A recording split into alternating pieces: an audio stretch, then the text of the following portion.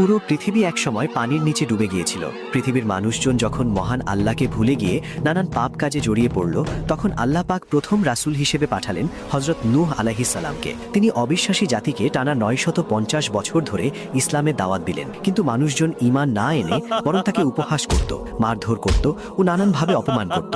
অবশেষে আল্লাহ পাক নূহ আলাইহিস সালামকে জানালেন এই জাতি হতে আর কেউ ঈমান আনবে না। আল্লাহ নূহ আলাইহিস সালামকে আদেশ দিলেন পাহাড়ের নিচে একটি বিশাল নৌকা বানাতে।